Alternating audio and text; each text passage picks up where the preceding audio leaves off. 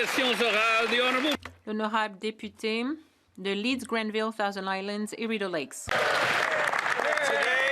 Aujourd'hui, les conservateurs ont déposé une motion ici à la Chambre.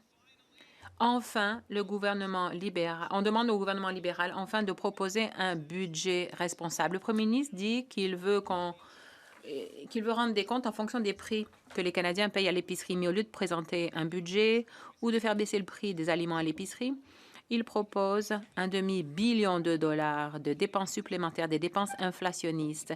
Les Canadiens vont devoir payer 800 dollars de plus à l'épicerie par rapport à l'année dernière. Notre demande est très simple au gouvernement libéral après 10 ans de dépenses inflationnistes, qu'il dépose un budget. Des finances. Monsieur le Président, il y aura un budget à l'automne. C'est un peu drôle pour les Canadiens qui nous regardent de chez eux, c'est de voir les conservateurs qui, à chaque fois, à chaque étape, ont voté contre nos mesures pour rendre la vie plus abordable. Les conservateurs ont rejeté les garderies ou l'aide à l'enfance. Ils ont voté contre l'assurance médicaments, contre le programme d'assurance dentaire. Monsieur le Président, comment est-ce qu'on peut se lever ici à la Chambre et critiquer notre gouvernement alors qu'à chaque étape, vous avez laissé tomber les Canadiens? Et je parle des conservateurs. L'honorable député de Leeds, Grenville, Thousand Islands et Rideau Lakes. Monsieur le Président, les conservateurs ont à chaque fois rejeté toutes les dépenses inflationnistes et les demi-mesures. Ces économies auraient été pulvérisées par les dépenses inflationnistes. On veut un budget responsable une fois pour toutes. Les mères, les pères, les aînés doivent, eux, se conformer à leur budget. Donc, pourquoi ces libéraux, alors que les prix à l'épicerie continuent d'augmenter, alors que les mères doivent mettre de l'eau dans leur lait maternisé, pourquoi les libéraux ne refusent-ils de déposer un budget? Le ministre des Finances. Monsieur le Président, les Canadiens savent que lorsque on a le choix, on se range du côté des Canadiens. Nous avons proposé un programme national d'alimentation dans les maisons. On a aussi appuyé les aînés avec un programme d'assurance dentaire. On s'est rangé du côté des familles. De ce côté-ci de la Chambre, nous allons toujours appuyer les Canadiens, qu'ils soient jeunes, qu'ils soient aînés, qu'ils soient travailleurs. Les Canadiens savent qu'on est là pour défendre leurs intérêts. C'est ce qu'on avait dit, c'est ce qu'on va faire. Le député de Barrie Sud, Innisfil. La hausse des prix des aliments a remplacé les coûts de levée dans les épiceries ces derniers temps. L'inflation alimentaire a triplé au cours des 2 derniers mois. C'est tellement grave maintenant que même les articles en solde sont trop chers pour les familles canadiennes. Et on a de la chance si on part de l'épicerie avec 2 sacs pour moins de 80 dollars. Il faut inverser la tendance inflationniste. Les libéraux vont-ils présenter un budget qui prouverait au moins qu'ils essayent de faire baisser les prix des aliments à l'épicerie? Le secrétaire d'État de l'Agence du revenu du Canada et des institutions financières. Merci, Monsieur le Président. Monsieur le Président, le nouveau gouvernement est axé sur l'action. Voilà à quoi ça ressemble. Nous faisons progresser des projets de loi pour alléger les impôts de 22 millions de Canadiens, éliminer la TPS pour les achats de première maison et pour éliminer de façon permanente la taxe carbone pour les consommateurs. J'espère que les conservateurs, eux, vont arrêter de critiquer ce genre de mesures. Le député de Barrie Sud, Innisfil. Le Premier ministre nous a dit qu'il devrait être jugé en fonction des prix que les Canadiens payent à l'épicerie. Alors regardons, l'inflation alimentaire a triplé au cours des 2 derniers mois. Les familles canadiennes vont dépenser 800 dollars de plus pour se nourrir cette année par rapport à l'année dernière. Alors voilà, ce qui annule la réduction d'impôts, ça représente 16 800 dollars pour se nourrir en 2025. Les familles, les mères célibataires, les aînés sont au bord du gouffre. Les libéraux ne voient-ils pas ce que leurs dépenses inflationnistes font à nos familles ou est-ce qu'ils s'en moquent? Pourquoi le Premier ministre ne présente-t-il pas un budget pour montrer vraiment le coût réel de ces dépenses inflationnistes et de ces déficits? Le secrétaire d'État de l'Agence canadienne du revenu. Merci, Monsieur le Président. Regardons les faits économiques. L'inflation a baissé de 8,1 à 1,7 en 2 ans. La participation à la population active, 65 alors qu'aux États-Unis, 62 On a une cote de crédit AAA accordée par Moody. Les piliers de notre économie sont forts. Nous allons continuer de bâtir l'économie la plus forte et la plus robuste du G7. Député de Mégantic-l'Érable, Lotbinière. Aujourd'hui, les libéraux devront choisir entre continuer d'affamer les Canadiens ou voter pour notre motion pour présenter un budget dès ce printemps. L'épicerie coûte une fortune, les banques alimentaires débordent et dénoncent une urgence sociale. Tout ça à cause des politiques inflationnistes libérales du gouvernement de ce premier ministre. C'est pas moi qui le dis, c'est Sylvain Charlebois de l'Université d'Alhousie, je le cite, « Une grande partie de l'inflation dans les magasins d'alimentation au Canada est induite par les politiques. » Le premier ministre va-t-il déposer un budget dès ce printemps et mettre fin, une fois pour toutes, à l'inflation alimentaire libérale? L'honorable ministre des Finances. Monsieur le Président, les Canadiens et Canadiennes ont déjà choisi, Monsieur le Président, et c'est pour ça qu'on est au gouvernement, parce qu'ils savent qu'un gouvernement libéral, c'est un gouvernement qui sera là pour les familles, c'est un gouvernement qui sera là pour les enfants, c'est un gouvernement qui sera là pour nos aînés, Monsieur le Président. Et ce qui est vraiment étrange aujourd'hui pour les gens qui nous regardent à la maison, c'est qu'à chaque opportunité que les conservateurs avaient le choix de faire un vote, ils ont toujours voté contre des mesures pour aider les Canadiens. Monsieur le Président, on ne prendra aucune leçon des conservateurs. On va continuer de se battre pour les Canadiens et les Canadiennes. L'honorable député de Mégantic-l'Érable, Lotbinière. Prenons les mots du premier ministre lui-même. Le premier ministre souhaite être tenu responsable de ce que les Canadiens paient à l'épicerie. Je le prends au mot. Lui et son gouvernement sont en effet responsables de la deuxième pire inflation alimentaire de tout le G7. Depuis qu'il est premier ministre libéral, le coût de l'épicerie a explosé de près de 800 $ par famille. C'est pire que sous Justin Trudeau. Imaginez, il augmente les dépenses de son gouvernement de 8 % Il avait promis de les plafonner à 2 % Va-t-il, oui ou non, présenter un budget ce printemps ou continuer d'être irresponsable comme son prédécesseur? L'honorable ministre des Finances. Monsieur le Président, la chose responsable à faire, c'est exactement ce qu'on a fait, c'était de baisser l'impôt pour 22 millions de Canadiens et Canadiennes, Monsieur le Président. C'était ça la chose responsable à faire. La chose responsable, c'est de s'assurer que les Canadiens et Canadiennes aient plus d'argent dans leur poche, Monsieur le Président. C'est l'une des meilleures mesures d'abordabilité. De ce qu'on décide de la Chambre, Monsieur le Président, on va continuer de se battre pour les familles, continuer de se battre pour les enfants, continuer de se battre pour les aînés. Ensemble, Monsieur le Président, on va bâtir un Canada fort. Merci. Honorable député de Saint-Jean.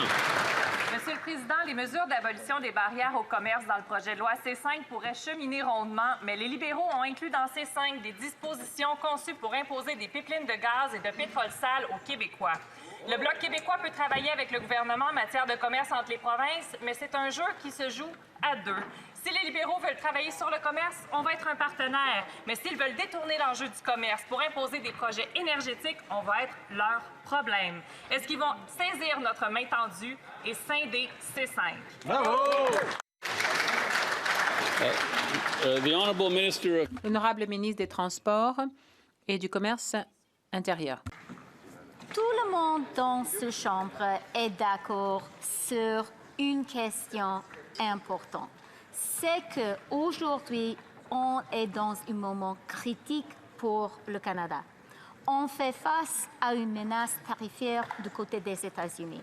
Et dans ce moment critique, on doit, tous les députés dans cette Chambre, travailler ensemble pour bâtir une économie canadienne, pour créer l'économie le plus fort dans le G7. On a besoin du libre commerce dans le Canada. On doit bâtir les grands projets. L'honorable député de Saint-Jean. Monsieur le Président, la deuxième partie de C5, intitulée « Loi visant à bâtir le Canada », pourrait aussi bien s'appeler « Loi visant à détruire la planète ». Ottawa se donne le droit d'approuver des projets d'énergie fossile par décret, sans évaluation environnementale ni consultation. Il décide tout seul, et c'est seulement une fois que la décision sera prise qu'il tiendra des évaluations bidons et qu'il consultera le Québec, les provinces et les Autochtones en les mettant devant un fait accompli. Wow. Est-ce que les libéraux réalisent que c'est un recul historique, tant en matière d'environnement qu'en matière de respect de la démocratie? Bravo! Bravo. L'honorable leader du gouvernement à la Chambre.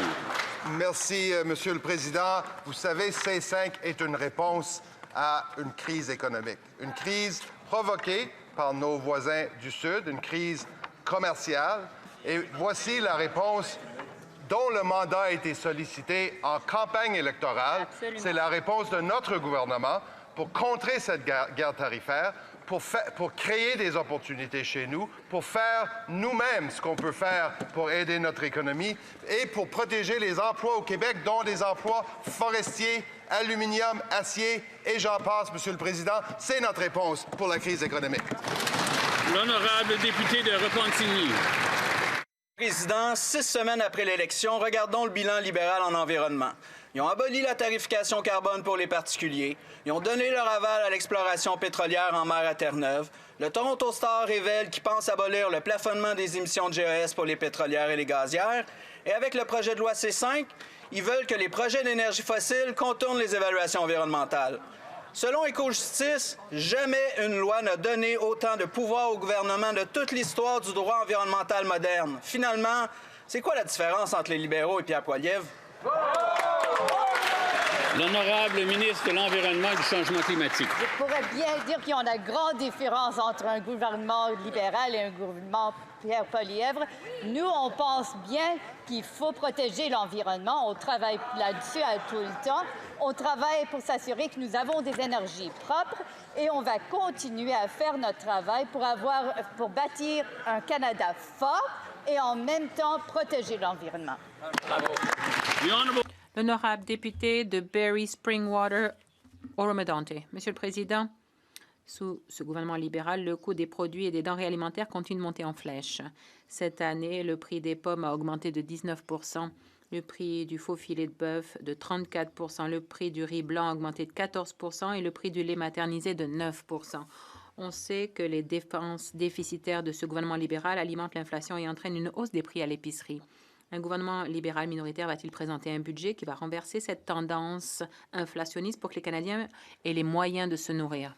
Le ministre des Familles. Monsieur le Président, la pauvreté infantile a baissé de 38 % par rapport à 2015 et de façon générale de 26 % dans la population générale de 18 à 65 ans. Et vous savez, le parti d'en face pourrait nous aider en arrêtant de voter contre les choses qui sont bonnes pour les Canadiens, comme par exemple l'allocation canadienne pour enfants, les soins dentaires, le programme alimentaire dans les écoles ou l'aide pour les apprentis. À chaque étape, les conservateurs, le Parti conservateur, vote contre ce qui aide les familles. Le député de Barrie Springwater, Oromadante. Monsieur le Président, le Premier ministre nous a dit qu'il voulait être tenu responsable de ce que les Canadiens payent à l'épicerie. Cette année, les Canadiens dépensent 800 $ de plus pour leur épicerie et les banques alimentaires, notamment à Barrie, aident plus de 7000 personnes par mois, dont 37 % de ces personnes sont des enfants. Au lieu d'offrir un allègement fiscal et un vrai plan budgétaire, le Premier ministre dépense à tour de bras. Quand va-t-il présenter un budget qui lutte contre l'inflation pour que les Canadiens aient les moyens de nourrir leur famille? L'honorable ministre des Emplois et de la Famille. Monsieur le Président, un allègement fiscal pour 22 millions de Canadiens, c'est exactement le genre d'aide que demandent les Canadiens. C'est pourquoi ils nous ont élus, Monsieur le Président, parce qu'ils savent que lorsque les choses sont difficiles pour les Canadiens, ils peuvent compter sur le gouvernement libéral qui est là pour les aider, que ce soit pour les aider à élever des enfants en santé, pour que les enfants aient un bon petit déjeuner le matin ou pour qu'ils aient les moyens de payer la garderie, pour qu'ils puissent continuer à aller au travail. Et nous serons là pour les Canadiens. Le député de Ponoka-Didsbury. Monsieur le Président, c'est officiel. Ce nouveau premier ministre libéral refuse de présenter un budget de printemps alors que les Canadiens n'ont pas de budget depuis plus d'1 an. Mais pendant ce temps-là, les budgets ont un budget, les familles ont un budget, les petites entreprises ont un budget, les villes ont un budget, les provinces et les territoires ont un budget, les banques ont un budget. Je suis sûre que Brookfield a un budget aussi. Alors pourquoi ce gouvernement n'a-t-il pas de budget? Le dernier gars qui pensait que les budgets s'équilibraient d'eux-mêmes, c'était... Est-ce que ça, c'était le dernier? Est-ce que celui-ci pense qu'ils vont se présenter tout seuls, les budgets? Le ministre des Finances. Monsieur le Président, il a oublié de dire qu'au Canada, nous aurons un budget à l'automne cette année. C'est une chose qu'il a oublié de mentionner aux Canadiens. Mais vous savez, la chose responsable à faire, la première chose qu'on a fait lorsqu'on est arrivé ici, ça a été d'alléger les impôts pour 22 millions de Canadiens. Ça, c'est quelque chose qu'ils oublient de mentionner. C'est le genre de mesure que les Canadiens aiment, ceux qui nous regardent de chez eux. Ils doivent savoir que le 1er juillet, leurs taxes et leurs impôts vont baisser. Le député de Kamloops, Shuswap Central Rockies. Monsieur le Président, Les Canadiens de Field, en Colombie-Britannique, jusqu'au ranch de Kamloops, me disent que les dépenses inflationnistes des libéraux détruisent le budget de leur famille. Le premier ministre dit qu'il veut être tenu responsable de ce que les Canadiens payent à l'épicerie. Eh bien, aujourd'hui, on débat d'une motion conservatrice qui demande un budget le plus rapidement possible. Le gouvernement libéral va-t-il justement présenter un budget et renverser ces dépenses inflationnistes pour que les Canadiens aient les moyens de se nourrir? L'honorable secrétaire d'État des aînés. D'accord, pour les aînés. Merci. Allez-y.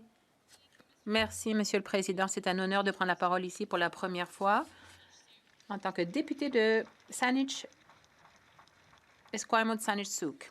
Monsieur le Président, ce gouvernement fait un travail important pour protéger les Canadiens vulnérables, notamment les aînés vulnérables. C'est pourquoi nous continuons de défendre les aînés. Nous avons ramené à 65 ans l'âge d'admissibilité à la sécurité de la vieillesse. C'est une mesure importante pour défendre les aînés vulnérables, les empêcher de sombrer dans la pauvreté. Ça protège aussi les aînés à revenus uniques qui dépensent beaucoup de la sécurité de la vieillesse et de Le député de Selkirk, Interlake Eastman.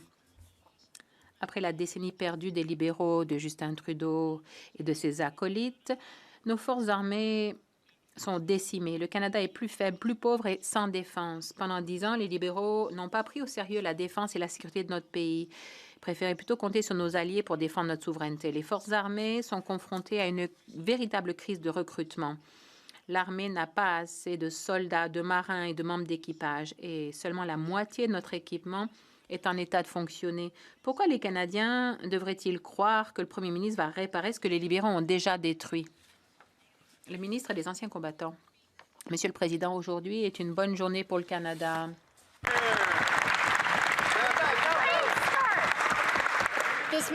Ce matin, le premier ministre a annoncé 9,3 milliards de dollars en investissement dans la défense du Canada. Nous allons donc atteindre l'objectif de 2 % fixé par l'OTAN cette année. C'est le plus gros investissement dans la défense depuis la fin de la Seconde Guerre mondiale, Monsieur le Président. Je peux vous dire que de ce côté-ci de la Chambre, nous remercions ceux qui servent, qui ont servi et qui serviront. Le député de Selkirk, Interlake Eastman.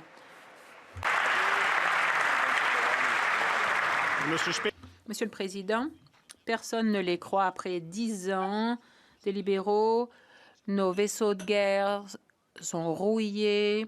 Les forces armées, il leur manque 13 000 soldats en raison d'une crise prolongée du recrutement. Au cours de la dernière décennie, les libéraux ont laissé arriver à échéance 12 milliards de dollars de dépenses en défense et ont réduit le budget de l'armée de 2,7 milliards. Pourquoi est-ce que nos troupes devraient croire ce que disent les libéraux lorsque c'est eux qui sont responsables de la destruction de notre armée? Le ministre des Anciens combattants. Monsieur le Président, comme je l'ai dit, aujourd'hui est une excellente journée pour notre pays, pour nos alliés et nos partenaires dans le monde entier qui nous regardent. Je trouve surprenant que les conservateurs veuillent nous dire qu'il faut aider et équiper nos soldats alors que c'est eux qui ont sabré dans le budget des dépenses et le budget qui était à moins de 1 % du PIB. Le nouveau gouvernement investit maintenant pour rééquiper, rebâtir et réarmer nos forces armées et pour remettre à niveau notre capacité de défense. Nous voulons demeurer forts et sécuritaires. Monsieur le Président, après 10 ans de règne libéral, nos avions de chasse sont en fin de vie. Nos navires sont dépassés puis nos troupes sont épuisées. Il manque 13 000 soldats. Le recrutement et le moral de nos militaires n'ont jamais été aussi bas. Au cours de la dernière décennie, les libéraux ont coupé 12 milliards en défense et réduit le budget militaire. Nos forces armées ont été abandonnées. Monsieur le Président, comment le gouvernement responsable de ce fiasco peut-il prétendre l'améliorer? Excellent, Richard. L'honorable ministre de l'Industrie. Monsieur le Président, les forces armées canadiennes ont peut-être été abandonnées par les conservateurs, mais certainement pas par notre gouvernement.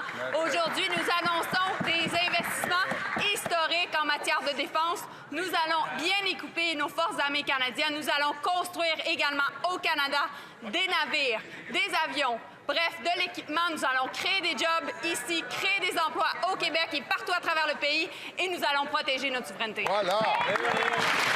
L'honorable député de Saint-Hyacinthe, Bagot-Axton. Le président Ottawa vient d'annoncer 9 milliards de nouvelles dépenses en matière de défense dès cette année.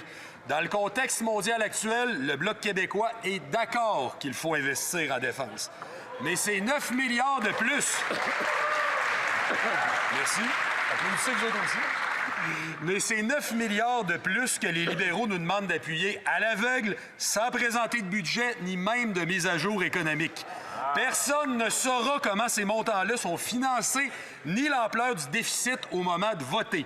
Est-ce que les libéraux peuvent enfin être assez responsables pour présenter l'état des finances publiques? L'honorable ministre de la Transformation du gouvernement.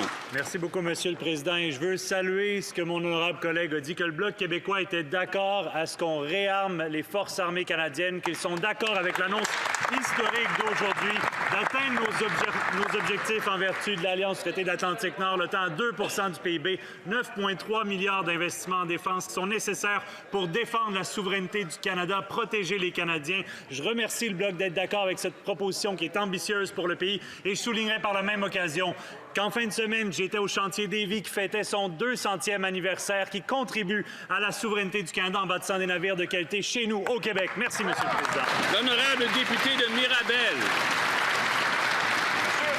Monsieur le Président, les 9 milliards en dépenses aujourd'hui, ça s'ajoute à 26 milliards sur 5 ans en baisse d'impôts, qu'on ajoute à 4 milliards de plus pour l'exemption TPS et maisons neuves, qu'on ajoute à 38 milliards de plus dans les crédits principaux en coût de l'appareil fédéral. Et juste ça, c'est plus que le budget total du système de santé annuel pour le Québec, Monsieur le Président. Les libéraux nous demandent d'appuyer ça sans présenter de budget. Monsieur le Président, c'est totalement irresponsable. Pourquoi le gouvernement tient-il à tout prix à nous cacher l'état des finances publiques? Bravo!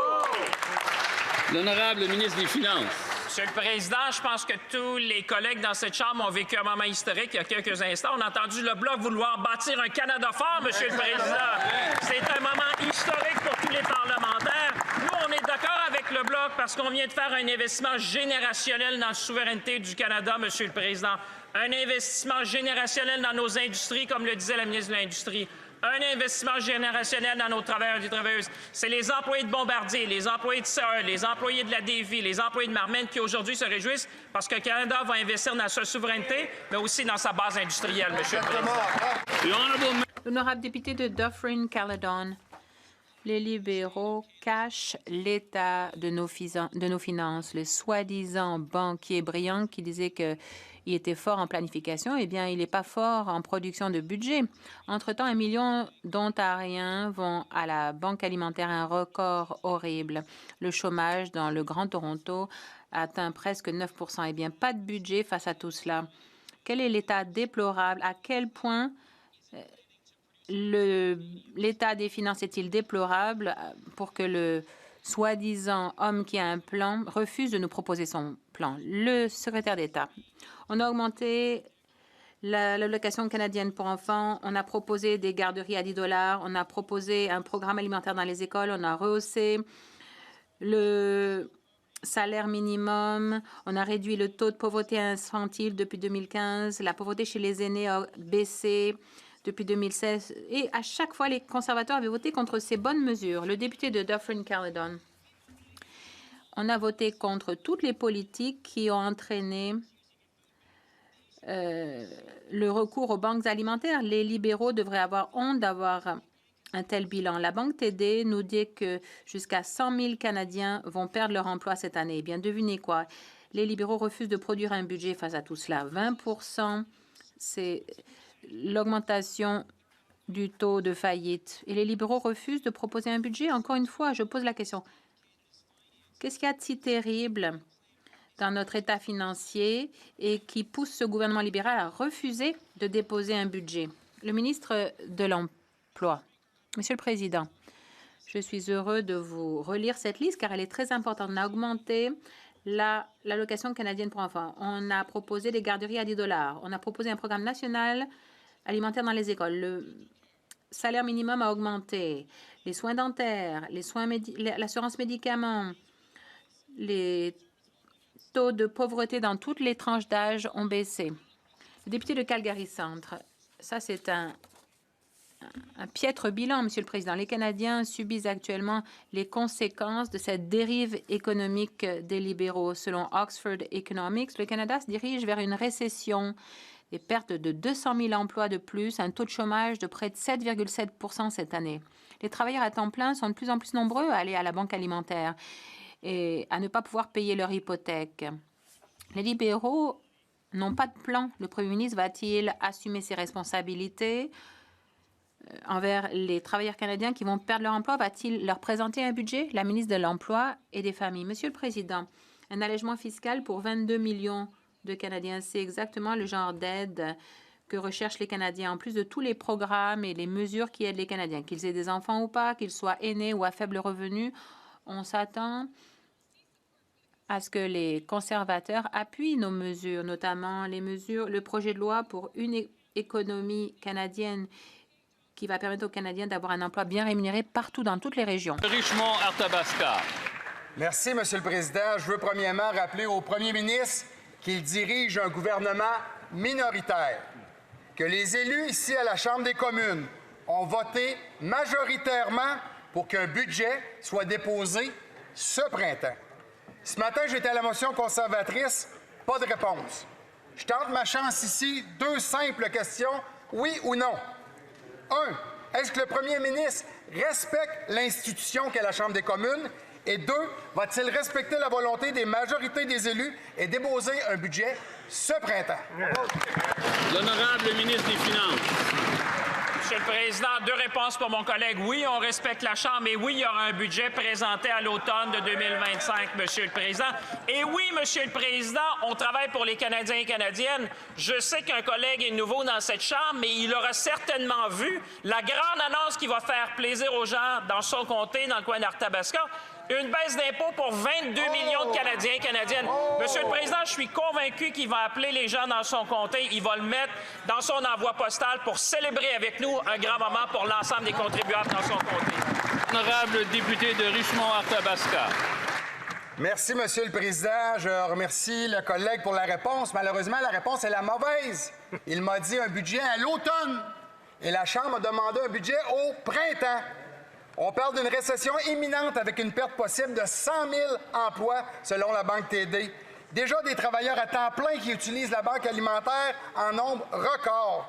On voit une augmentation des paiements hypothécaires manqués, une crise du logement partout au Canada. Monsieur le Président, les Canadiens et Canadiennes sont inquiets. On a besoin d'un dépôt ce printemps. Quand va-t-il être déposé ce printemps?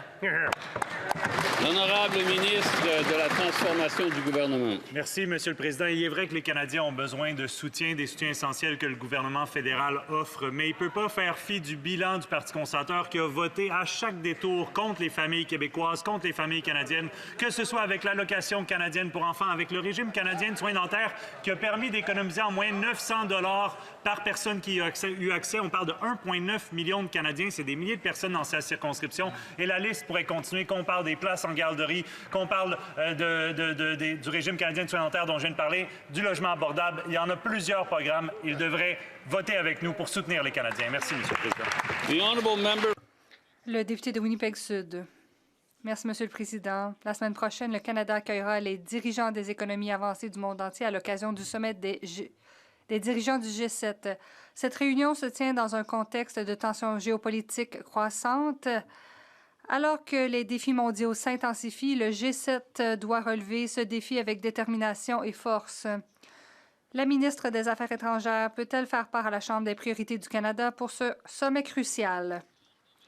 L'honorable ministre. Monsieur le Président, je remercie le député de Winnipeg-Sud pour sa question. Le monde fait face à des défis géostratégiques et le Canada est prêt à diriger. Le Canada a ce dont le monde a besoin. À titre de président du G7, le Canada mettra à profit son pouvoir de mobilisation pour conclure de nouveaux accords sur les points suivants, sécurité énergétique et partenariat de l'avenir. Le monde a besoin du Canada et le Canada obtiendra des résultats. Le député de Parry Sound Muskoka. Monsieur le Président, les Canadiens sont étouffés par la crise du logement. Les documents des libéraux reconnaissent que le logement représente 52 du revenu des ménages. Le taux de délinquance de paiement est en hausse. Les gens ne peuvent pas accéder à la propriété et le gouvernement n'a pas de plan. Un budget, c'est un plan. Alors que les Canadiens souffrent, ces libéraux refusent de présenter un budget qui réglera la crise du logement. Ma question est simple. Pourquoi?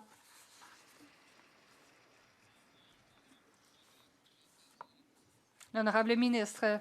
Merci, Monsieur le Président. Ce gouvernement s'est engagé à prendre des mesures en matière de logement. C'est pourquoi nous avons mis en place une annulation de la TPS pour les acheteurs d'une première maison. Nous avons aussi des allègements fiscaux pour 22 millions de Canadiens. Nous allons continuer de prendre des mesures et j'espère que les députés de l'autre côté soutiendront ces mesures. Le député de Parry Sound Muskoka. Monsieur le Président, voici ce que nous savons. Toronto et Vancouver sont parmi les villes les plus chères au monde. Nous savons que les coûts de construction d'une maison ont augmenté de 58 en 5 ans.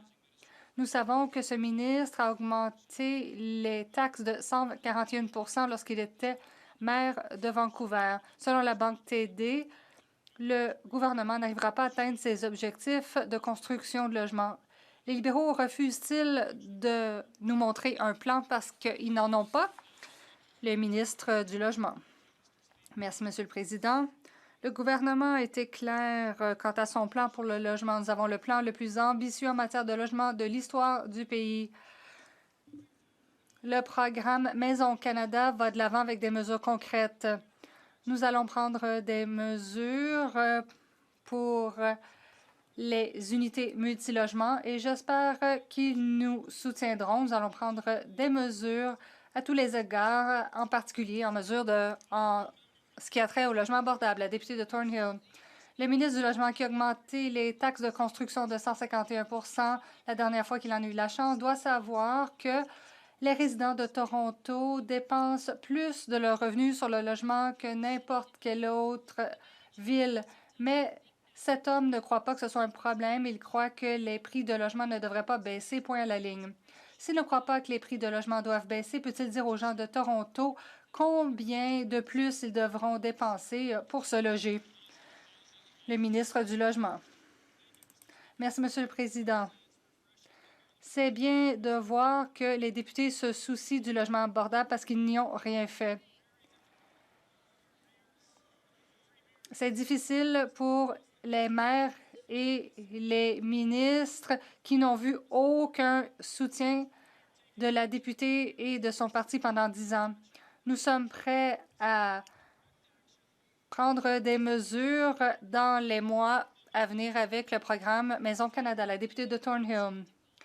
Excusez-moi d'être sceptique. Le ministre a augmenté les coûts de logement de 179 en 8 ans à Vancouver. Ils ont alimenté l'inflation. Ils récompensaient ceux qui bloquaient les mises en chantier. Il dit qu'on a besoin de logements abordables, c'est bien, mais il dit aussi que les prix des maisons ne devraient pas baisser. Les deux ne peuvent pas être vrais. Lequel de ces énoncés est vrai? L'honorable ministre. Merci, Monsieur le Président. Je ne suis pas surpris d'entendre la confusion de l'autre côté de la Chambre. Quand on met les mots logement et abordable ensemble, c'est difficile pour eux. Mais nous, on prend des mesures. Le gouvernement fédéral ne contrôle pas le prix des logements, mais nous voulons que les coûts baissent. C'est pourquoi nous investissons avec des partenaires locaux dans les villes partout au pays pour réduire les coûts de construction de logements et pour en venir à l'abordabilité. Le député de York Centre. Après une décennie avec ce gouvernement, le logement à Bordeaux est inabordable. La semaine dernière, nous avons appris que les ventes de maisons neuves ont atteint un niveau historiquement bas. En raison de l'immigration, les habitants de Toronto dépensent une plus grande partie de leur revenu au logement que les habitants de n'importe quelle autre ville au monde. Les libéraux devraient présenter un plan sérieux. Au lieu, ils veulent faire une pause estivale sans plan. Le ministre respectera-t-il la volonté de cette Chambre et déposer un budget avant les vacances d'été? L'honorable ministre du Transport. Monsieur le Président, j'aimerais bien croire que tous les députés de cette Chambre sont sincères lorsqu'ils disent vouloir améliorer la vie des Canadiens, qu'ils veulent rendre la vie plus abordable, qu'ils veulent faire construire plus de maisons. Et c'est pourquoi j'espère vraiment que les députés de l'autre côté se joindront à nous pour soutenir les mesures législatives sur une économie unique. Cela nous permettra de construire des maisons plus rapidement. Ça fera baisser les prix pour les Canadiens de 15 si on peut mettre fin à tous les obstacles commerciaux au pays. Le député de York Centre. Mais le ministre dit qu'il ne veut pas faire baisser les prix. Les habitants de Toronto n'ont pas les moyens de se loger.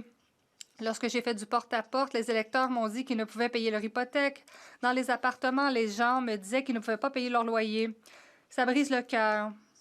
Les politiques d'immigration forcent les gens de Toronto à dépenser une plus grande partie de leurs revenus sur leur logement. Le premier ministre laisse tomber les Canadiens et refuse d'écouter la volonté de cette Chambre. Monsieur le Président, quand le premier ministre présentera-t-il un budget? La ministre des Transports. Monsieur le Président,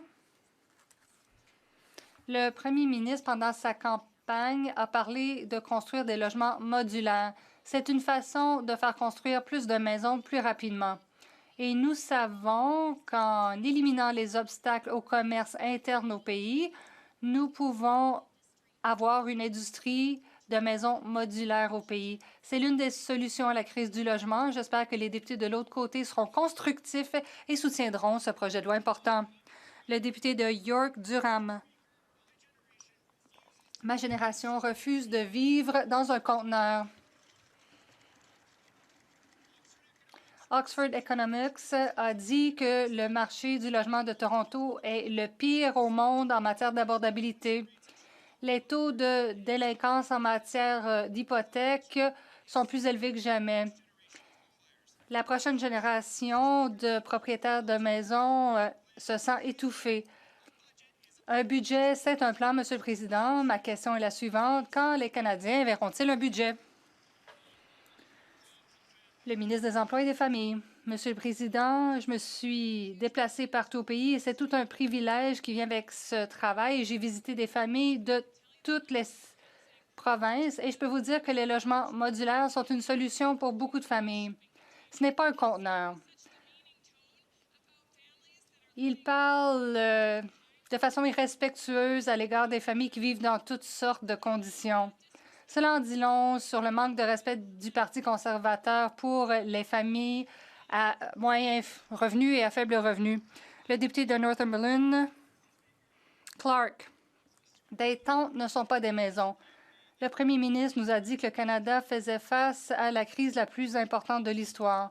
En 2015, une maison coûtait 38 du revenu. Maintenant, c'est 52 Une étude récente démontre que les gens paient plus que n'importe quelle autre ville dans le monde. Le premier ministre devait avoir un plan. Les Canadiens veulent savoir quand on obtiendra un budget. Le secrétaire d'État. Merci, Monsieur le Président. Peut-être que le député de l'autre côté devrait se regarder dans le miroir et demander à ses collègues pourquoi ils ont voté contre toutes les initiatives de logement que nous avons présentées depuis plusieurs années. L'initiative de logement rapide, le fonds de co-investissement, le fonds d'accélération, Monsieur le Président. Leur propre chef leur a dit de ne pas soutenir les programmes, tandis que les députés eux-mêmes tentaient d'en faire la promotion. Honte à eux, Monsieur le Président. La députée de Sarnia-Lambton, Bequia-Joannon. Aucune maison n'a été construite avec ces programmes, mais les prix de logement ont doublé, les loyers ont doublé, les mises de fonds ont doublé, et les gens sont en défaut de paiement de leur hypothèque à des niveaux records en raison des politiques inflationnistes désastreuses menées par les libéraux depuis une décennie. On nous a dit que le loyer représente 52 du budget des Canadiens. Ils savent qu'ils ont causé ce problème. Quand le gouvernement va-t-il déposer un budget avec un plan pour donner l'espoir de la propriété aux jeunes? Le ministre du Logement. Monsieur le Président, Ce gouvernement prend des mesures en matière d'abordabilité. Nous l'avons fait avec des allègements fiscaux pour 22 millions de Canadiens. Nous avons réduit la TPS pour les acheteurs d'une première maison. Nous allons continuer à prendre des mesures tout au long de l'année et nous nous attendons à ce que les députés de l'autre côté nous soutiennent. Tout à coup, les conservateurs sont préoccupés. Ils n'ont jamais rien fait pour les mesures de logement abordable. Le député de Guelph. Merci, Monsieur le Président. La semaine dernière, le gouvernement a présenté le projet de loi sur l'économie canadienne unique. Ce projet de loi élimine les obstacles au commerce intérieur fédéral et fait progresser les intérêts nationaux, fournissant un cadre pour renforcer l'économie canadienne. La ministre des Transports peut-elle nous faire part des commentaires des Canadiens au sujet de cet important projet de loi? La ministre des Transports. C'est bien qu'on me pose finalement une bonne question. Je remercie la députée de Guelph pour son travail acharné et pour sa question. Les gens des provinces, des territoires m'en parlent. Les Canadiens comprennent que notre économie subit les contre-coups des tarifs. Maintenant, il faut construire un Canada fort en mettant fin à tous les obstacles internes et en construisant des projets d'intérêt national. Je demande à tous les députés de soutenir ce projet de loi essentiel. Le député de Saskatoon Université. Le premier ministre et son ministre anti-énergie affirment qu'il n'y aura pas de pipeline au Canada sans consensus. Mais il n'y a même pas de consensus au sein du cabinet. Le premier ministre a rempli ce cabinet de ministres qui veulent tuer l'industrie pétrolière. Il n'y a même pas de consensus dans la tête du premier ministre. Il dit vouloir faire du Canada une superpuissance énergétique, mais il dit également, et je cite, « Peut-être que la moitié des réserves prouvées de pétrole devront rester dans le sol. » Dans la tête du premier ministre, qui obtiendra un pipeline? Le ministre de l'Énergie. Nous avons présenté ce projet de loi pour accélérer les projets d'intérêt national et pour avoir une économie plutôt que 13. Ce projet de loi nous permettra de faire croître l'économie et de soutenir nos souverainetés pour avoir l'économie la plus forte du G7. Le nouveau gouvernement du Canada va travailler avec les partenaires provinciaux territoriaux autochtones pour faire construire des projets et pour faire du Canada une superpuissance énergétique. J'espère que mes collègues conservateurs se joindront à nous pour soutenir ce projet de loi. Le député de Saskatoon Université. Ce sont les bons vieux libéraux. Nos alliés, comme l'Allemagne, ont désespérément besoin d'énergie. Le Canada dispose de cette énergie, mais en raison des lois anti-énergie libérales qui bloquent les pipelines, nous ne pouvons pas la leur vendre. Aujourd'hui, l'ambassadeur allemand déclare que son pays devra importer du GNL américain. Ce premier ministre envoie notre richesse et nos emplois aux États-Unis. Le premier ministre ne comprend-il pas que personne ne construit de pipeline en raison des lois anti-énergie du Canada? Ou est-ce que c'était l'intention du premier ministre dès le départ? Le ministre de l'Énergie. Le nouveau gouvernement du Canada fera construire des projets, créera des emplois bien rémunérés et amènera la prospérité au Canada. C'est pourquoi nous avons présenté le projet de loi sur une économie unique qui permettra d'accélérer les projets d'intérêt national. Si mes collègues conservateurs veulent faire construire des projets, ils devraient soutenir le projet de loi. Soyons clairs, nous y arriverons tout en respectant les droits autochtones, tout en travaillant avec les partenaires et les premiers ministres. Nous allons construire l'économie la plus forte du G7. De Côte-du-Sud, Rivière-du-Loup, Kataskomig-Témiscouata. Monsieur le Président, l'ambassadeur de l'Allemagne a dit hier encore qu'il souhaite toujours importer notre gaz naturel. C-69, C-48, le plafond de production, la taxe carbone industrielle, ce gouvernement libéral étouffe notre croissance économique avec ses mesures anti-énergie. Quand le premier ministre libéral va-t-il enfin permettre aux Canadiens de construire des pipelines, d'aider nos alliés, de tirer profit de nos ressources en abrogeant une fois pour toutes son agenda anti-développement? L'honorable ministre de l'Environnement et du Changement climatique. Monsieur le Président, on ne va pas prendre des avis des conservateurs. Quand ils formaient le gouvernement, ils n'étaient pas capables de bâtir des projets parce qu'eux, ils n'avaient pas d'assessment d'environnement, ils n'avaient pas de consultation avec les peuples autochtones. Alors, eux, ils n'ont rien à nous apprendre. Nous, on va le bien faire, on va bâtir une Canada forte un Canada qui va prendre soin de l'environnement et qui va avoir des consultations avec les peuples autochtones. Bravo. Le député de Rivière-des-Mille-Îles. Monsieur le Président, le programme Emploi-été Canada offre aux jeunes Canadiens de tout le pays la possibilité d'acquérir une expérience professionnelle de qualité pendant l'été, ce qui leur permet aussi de développer leurs compétences professionnelles. Depuis 2020, ce programme contribue à créer plus de 454 000 emplois pour les jeunes Canadiens. La secrétaire d'État peut-elle informer les Canadiens de l'état d'avancement de cet important programme pour l'été 2025? The Secretary of State for Youth. Le secrétaire d'État. Président, d'abord, je remercie ma collègue de Rivière-des-Mille-Îles pour son engagement et lui souhaite un bon retour dans cette Chambre. Pour bâtir une économie forte avec la main-d'œuvre la plus solide du G7, il faut que nos jeunes gagnent de l'expérience professionnelle et enrichissante. C'est pourquoi votre nouveau gouvernement va plus loin en créant jusqu'à 6 000 emplois d'été supplémentaires pour les jeunes cet été, ce qui porte le total à 76 000 emplois. J'encourage les jeunes Canadiens à postuler à ces opportunités intéressantes. Merci. Member for London. Le député de London Fanshawe. Monsieur le Président, la semaine dernière, des travailleurs de General Dynamics à London ont perdu leur emploi. De nombreuses familles sont donc dans l'incertitude. L'Ontario a perdu 25 000 emplois manufacturiers depuis le mois de mai. Le taux de chômage est passé à 7 %, le taux le plus élevé depuis 2016, à part la pandémie. Le nombre de défauts hypothécaires est en hausse. Quand les libéraux vont-ils déposer un budget qui permettra aux employés de General Dynamics de retourner au travail? L'honorable ministre de l'Industrie. Monsieur le Président, nous allons créer des emplois au pays. Nous allons investir dans notre secteur manufacturier. Nous allons investir dans le secteur de l'acier et de l'aluminium. Le premier ministre a fait une annonce aujourd'hui. Cette annonce est essentielle. Nous allons créer des emplois dans toutes sortes d'industries, y compris à JDLS et y compris dans sa circonscription. Nous allons aussi veiller à construire le Canada avec des projets d'intérêt national. C'est pourquoi il faut soutenir le projet de loi sur une économie unique. La députée de Saanich Gulf Islands. Merci, Monsieur le Président. Le projet de loi C5 n'est pas prêt à être adopté.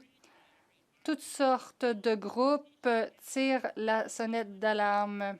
Je parle de groupes de défense de l'environnement, de groupes d'action pour le climat et maintenant la Société canadienne du cancer.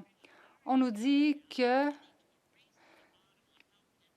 cela pourrait nuire à la santé et à l'environnement. Le gouvernement va-t-il remanier le projet de loi afin qu'il puisse être adopté? Le ministre des Transports. J'aimerais remercier la députée de Saanich Gulf Islands de son travail acharné et de son engagement à l'égard des Canadiens. Je suis ravie qu'elle ait soulevé la question des obstacles interprovinciaux au commerce. Le fait est que aujourd'hui, nous avons imposé des tarifs de 7 % les uns les autres. Des Canadiens qui imposent des tarifs aux autres Canadiens avec ces obstacles. Maintenant, les Canadiens comprennent qu'il faut cesser cette pratique. Il faut être tissé plus serré. Il faut mettre en place une économie unique au Canada. Je peux permettre aux députés là, qui doivent quitter la Chambre quelques instants pour le faire.